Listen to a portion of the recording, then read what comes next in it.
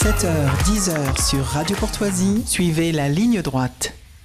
Bonjour Gabriel Cluzel. Bonjour Maud Coffleur. Alors aujourd'hui, vous allez nous parler d'une vaste blague. Si l'on en croit la plupart des médias, avec le remaniement, le gouvernement aurait pris un virage à droite. Mais bien sûr. Alors, c'est vrai que la France, elle, est de plus en plus à droite. C'est ce qu'avait révélé une étude Fondapol, la Fondapol en août 2022, quelques mois après la présidentielle et les législatives. Donc, pour la plupart des médias, Emmanuel Macron l'aurait compris. Pour preuve, le supposé, je cite, virage à droite de son remaniement. Alors, c'est vraiment une bonne blague.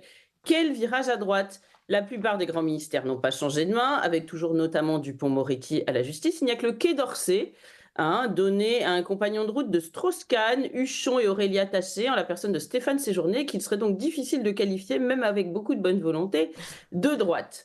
Et quant aux humiliations publiques infligées à deux nouveaux ministres le week-end dernier, elles en disent long sur le climat ambiant. Et la première visée, c'est Amélie Oudéa-Castéra. Oui, j'imagine que vous en avez déjà parlé. C'est en effet, ça a fait grand bruit.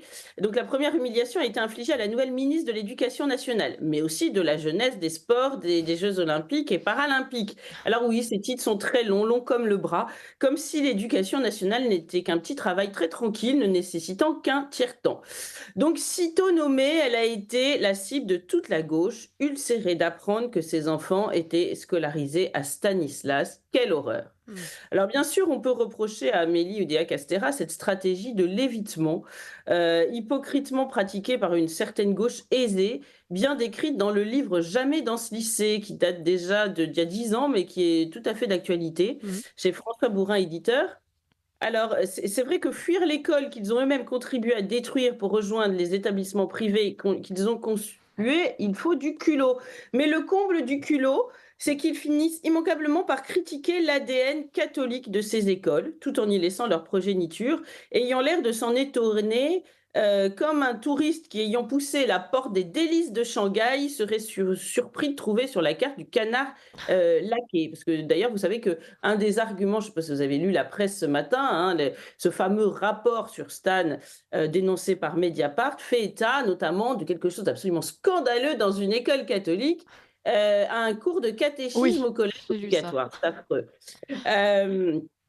Et le problème est qu'en plus, ces politiques n'ont pas, et cette élite de gauche, qui est aussi des journalistes et d'autres professions, cette élite de gauche n'a pas l'honnêteté de reconnaître que c'est bien cet humus chrétien et le cadre moral maintenu tant bien que mal, d'ailleurs parfois plutôt mal que bien dans certaines écoles, qui a permis de préserver un minimum de rigueur, d'ordre, de charité et d'exigence.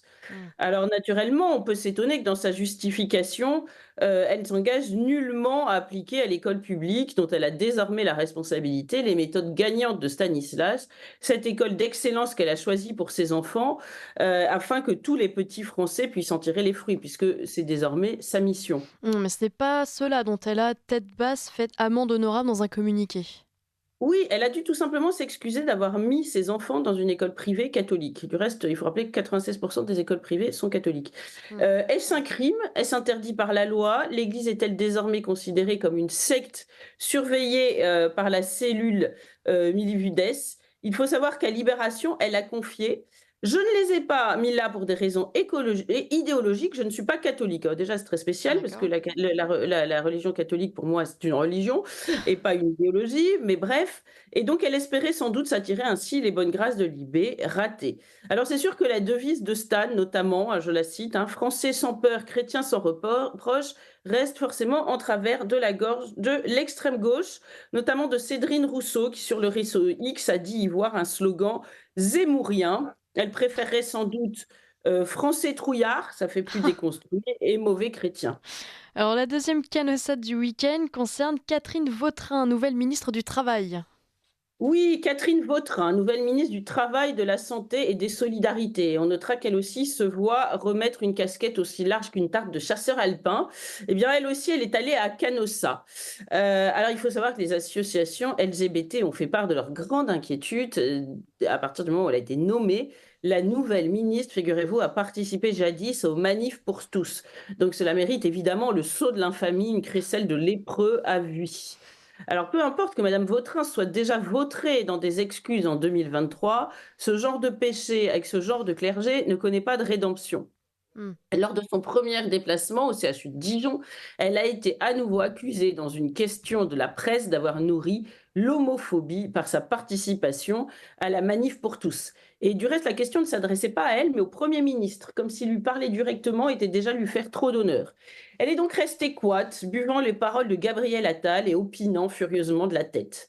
Alors, arguant de sa vie privée pour rassurer, il a dit, Gabriel Attal, chacun me connaît, chacun sait quelle est ma vie. Le Premier ministre a défendu sa ministre comme la corde soutient le pendu. Je cite, on peut reconnaître qu'on s'est trompé, qu'on a changé d'avis, encore heureux. L'important, c'est qu'aujourd'hui, on soit tous réunis derrière des valeurs communes. C'est Et beau. c'est le cas. Bref, les ministres de droite ne sont tolérés qu'autant qu'ils renoncent à leurs idées de droite. La nouvelle ministre en fait d'ailleurs des tonnes pour effacer son péché originel. Dès le 12 janvier, Catherine Vautrin a rendu hommage à Simone Veil alors que, je cite, son texte doit être gravé dans le marbre de notre Constitution. Et elle a également précisé ne pas oublier le grand sujet de la fin de vie. Tout le monde a compris, elle l'a répété mercredi matin, 17 janvier, au micro de Sonia Mabrouk sur Europe 1 et CNews. Donc cette fois, je crois que c'est dans la tête de tout le monde. Et gageons que ce sera un ministre supposé de droite au moment d'un virage supposé à droite que l'euthanasie passera dans notre pays. Donc un ministre qui doit s'excuser d'avoir mis ses enfants dans une école catholique, une autre d'avoir été en désaccord avec le mariage pour tous. L'implacable magistère de la gauche est toujours debout et l'ouverture à droite est une vaste fumisterie. Eh bien, tout va bien. Merci beaucoup, Gabrielle Cluzel. Je rappelle que vous êtes directrice de la Merci rédaction de Maud. Boulevard Voltaire. Vous serez à la Marche pour la vie dimanche? Oui, j'y serai. Ouais. J'y serai. Bon, on s'y croisera. Très bonne Chaque année. journée. À la semaine prochaine. Merci.